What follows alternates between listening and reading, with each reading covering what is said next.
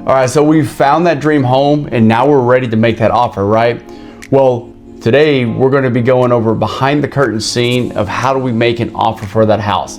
And also, guess what? You want to watch this episode as I have a guest here for us today.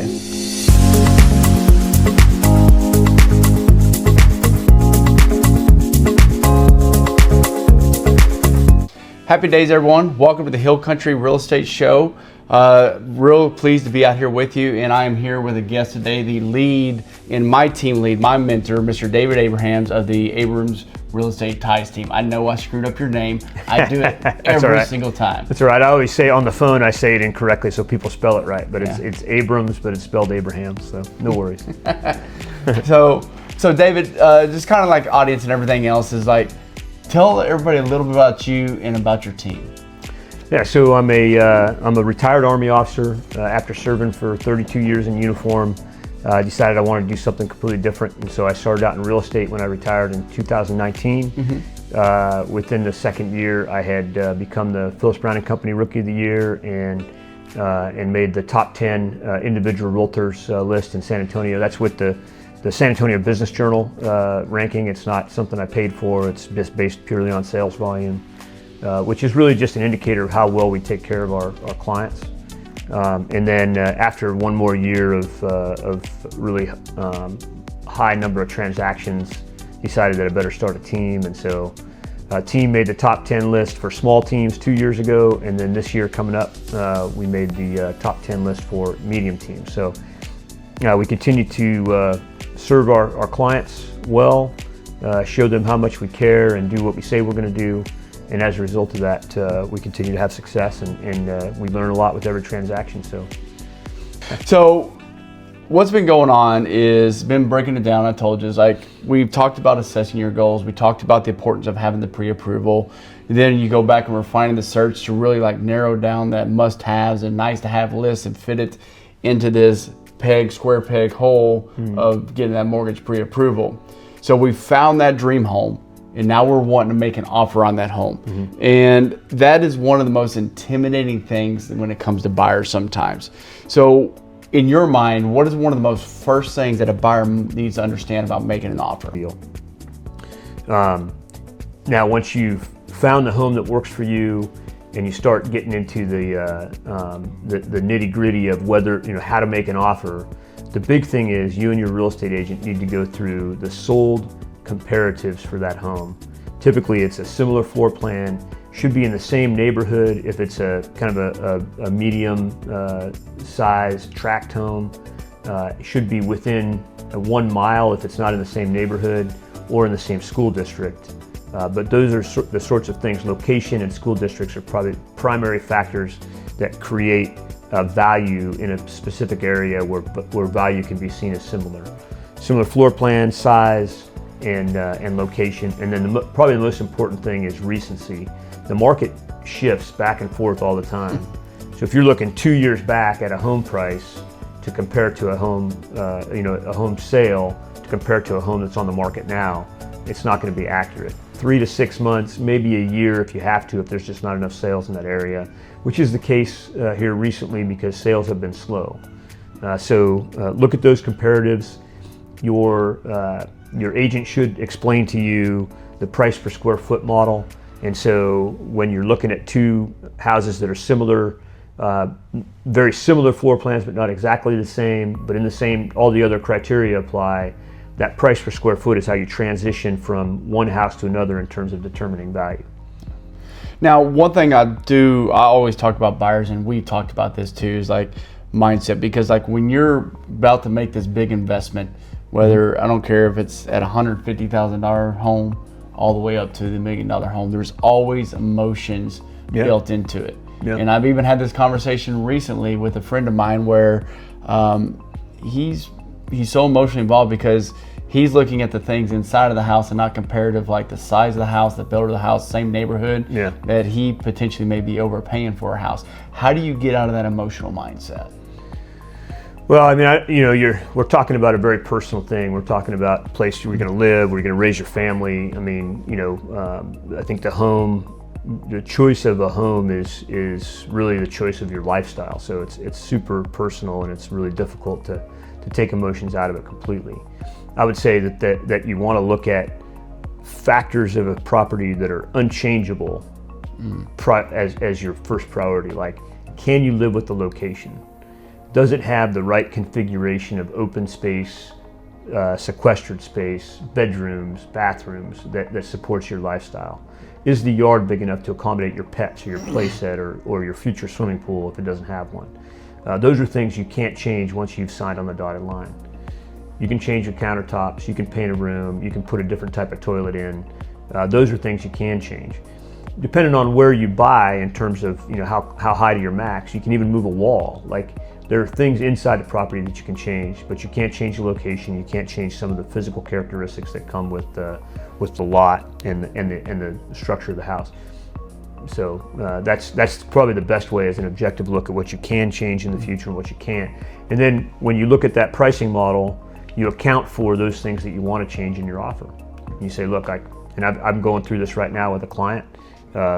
Property's priced at $1,395,000, and there's about $100,000 worth of work that he wants to do before he even moves in, and so we're coming in about that far below the sales price, and he's willing to walk away if he doesn't get the house. And that's the other thing is, you are at peace with where you stand in an offer. If you sit back and go, okay, if I make this offer and they don't come close, maybe there's a compromise position in the middle or something like that, but the seller doesn't come close, I'm willing to walk away. That gets to your next point on negotiations, your discussion on negotiations, because really you can't negotiate if you don't have a walk away point. You just don't have a strong position otherwise. So we write offers different, or actually we really write offers the same way, because you taught me. Because like when we write these, like our TC writes it, we come back and review them, and we send this long 16-page contracts to our clients. Where should they be focused on? Because it's hard for me to say just go sign. It's like I don't ever tell them to go sign this. I go over specific parts of the contract, and I get them to read over it and ask other questions. Yeah. What parts do you think of the contract is most important that really keep a lookout on? Yeah, so definitely, and every state's different. So we're talking about a Texas real estate contract. You definitely, obviously, the sales price is critical. And in the sales price, in the column there, or the paragraph where the sales price, it'll also indicate how much money you intend to put down. And for a listing agent, that tells them generally what type of loan you're using. I mean, it can be all over the map with conventional loans. There's some zero down conventional loans, but size of your down payment, can indicate to them. But really, the most important thing is that your sales price is the price you want to. There's not a mistake there. I've seen contracts go out with an extra zero added or taken away, and that can cause a lot of heartache if nobody catches it, obviously. And then, so sales price got to be accurate. You're looking the termination option period. So Texas doesn't have a real estate inspection contingency like a lot of states. What we have is this right to terminate option period. That's a negotiated number of days during which you have the ability to withdraw from the contract at no penalty. And that option period ought to be a number of days that you've agreed on with your agent.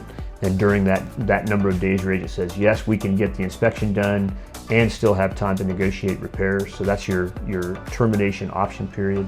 We like to shoot for 10 days. That's about the longest that most listing agents will allow, or most sellers will allow, and that gives us plenty of time to get an inspection and negotiate it. You're going to want to look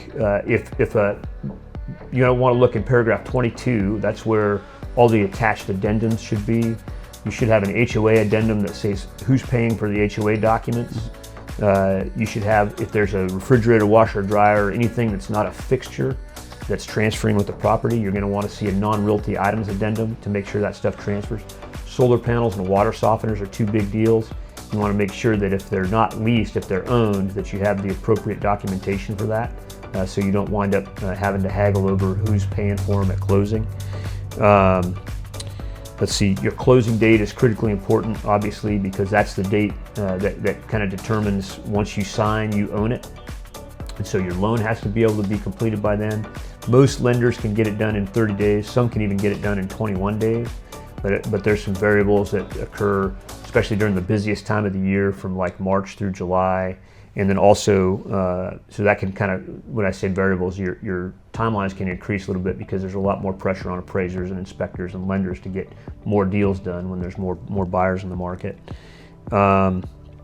And I think if there's anything, there's a paragraph 7, and I can't remember the sub-paragraph, but in paragraph 7, there's an as-is statement in the contract, and we get a lot of questions about that paragraph because there's a page separation between the block where you check you're accepting a property as is and a line that says subject to follow-on inspections, and the as-is clause does not mean you can't negotiate repairs. So in other words, if you check a contract or an offer as is, that just means that you're willing to, you don't have anything up front that you want them to agree to before you go under contract. So I say that because if you walk through a home and you say, I'm not buying this house unless they replace the carpet because it's got, pet stains on it or whatever, you can actually write that into the initial offer in that paragraph 7. Instead of checking as is, you check the other block that says subject to the following conditions, and then the seller has to agree they're going to do that no matter what comes out of the inspection. They've already agreed to those things. So that's a few off the top of my head. I get the as is, sold as is from sellers all the time. Well, I'm selling the home as is. I'm like, I'm not negotiating repairs. I'm like, we talk, it's like that's not exactly what that paragraph means. Right. Yeah, that's right. That's right. Yeah, they people see that as is and they get focused on that without reading the rest of the paragraph. So it's an important one. Now, one thing about it, and we know, especially in the market that we're in today, every home is different. This market's going one way one day, the other way the next day. It's just, it's fun watching this market. But I get home buyers saying, well, this home's been on the market for 45 days. The seller's got to be willing to come down. And then you get some buyers coming in on a home that is new on the market, and they're wanting to come in like 10% below the asking price. I think that happened to you recently as well. How do you now, as a buyer's agent, how do you negotiate in a competitive market, or not just a competitive market, but in the market that you're in? So as a buyer's agent,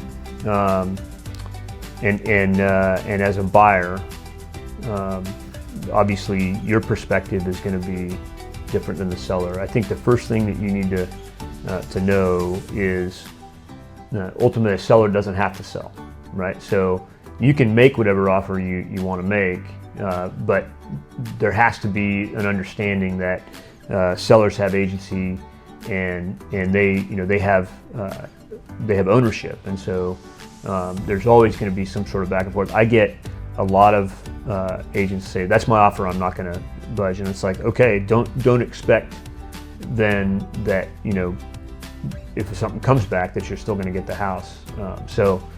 That's not. I guess that's kind of just a contextual answer, but days on market was a kiss of death in 2021. Okay. Up till 2021 because the market was moving so fast. There was literally no inventory, and if something hadn't sold in the first 10 days, it probably had a foundation problem, or it was massively overpriced. I mean, and things were selling at 10, 15, 20% over asking. So if something didn't sell because it was overpriced, it was way overpriced, usually for condition. I mean, price is either location or condition, right? If the house is in perfect condition, but it's in kind of a slummy area and they want too much for it, it won't sell. And likewise, if a house is in a beautiful area, like here in Alamo Heights or something, but it's in horrible condition and it's overpriced, it won't sell. So price is related to condition and location. So that was up to 2021. Since 2020, since the rates went up in 2022, the market slowed down. Inventory shot up almost everywhere, with the exception of a few neighborhoods. Now we've just got a lot more homes on the market, and homes that were selling super fast are now sitting. And so days on market now is no longer an indicator that there's a problem with the house. It can be an indicator that, it is an indicator that houses are overpriced, just because everything will sell at the right price. But that's now where it becomes a decision for the seller to go, the market's not right for me to sell at the current market value. And a lot of sellers are either not listing or pulling their houses off the market until the market comes back up. We're not experiencing a major bubble like we did in 2017 or 2007. 2007, I bought a house. The next year it was worth less than half of what I paid for it. Yeah, so 278 to like 130,000 over about a 6-month period it dropped. And it took us 10 years to recover in that particular neighborhood. In this market, we're seeing 6 to 10% reductions in some neighborhoods. Other neighborhoods are still appreciating slightly. So it's just it's just really neighborhood specific, and that's where having your agent and analyze those for you is critical. And then as you go in, you have to decide what you're willing to pay, what you can afford, how much do you want to live in that house. Don't be afraid to come in under asking, but just know if the house is new on the market and you come in under asking and you really, really love the house, there's a chance you're not going to get it because somebody might come in slightly above you or at the asking price. So last question for you. What is top mistake you've seen buyers make? I would say this, the top mistake I've seen buyers make is buying when they shouldn't buy. The biggest thing, especially in this market right now, is analyzing how long you're going to be in a place, and then don't purchase it if you should either plan to be there 3 years or longer, or be able to accept that if you're leaving in under 3 years, the best option may be to rent it out for a little while before you sell. On average, it takes about 3 years to get to a position when you buy to be able to sell without being underwater. Especially if you're using a VA loan, a lot of times that VA funding fee is wrapped into your mortgage, and so it takes a couple years for your mortgages to get down to your actual sales price. It's a whole other discussion that a lot of people don't understand. But the bottom line is, don't buy a house if you're not going to be either in there long enough to be able to afford to sell it without putting money in the bank, or without a plan to rent it. You don't have to have that plan to rent it. You just have to have your mind made up before you buy it. Yeah, I'm not going to be there for 3 years, but I'm going to go ahead and rent it out. That's amazing. I really appreciate you coming on with us today. That's great. I'd like to. This is fun. Oh yeah, we're going to be doing more. Guys, hey, one thing I ask is we go through next week, we're going to be talking about negotiations. But if you like these videos, you find them helpful, please subscribe, but most importantly, comment below. If you have a question to ask Dave, I will forward it right there to him. Our team website is www.realestateties.com. Go check out the website and come find us. If you have any questions, even if you're out of state of Texas and you're looking for a real estate agent, reach out to us, because guess what? We have resources to find you a good real estate agent. And we're not going to send you some Joe Blow off the block. It's people that Dave and I actually will interview and find you. We network with the United States Military Academy, and said both veterans, so we have a large network to work out with. So thank you for your time today, guys, and I look forward to seeing you in the next video.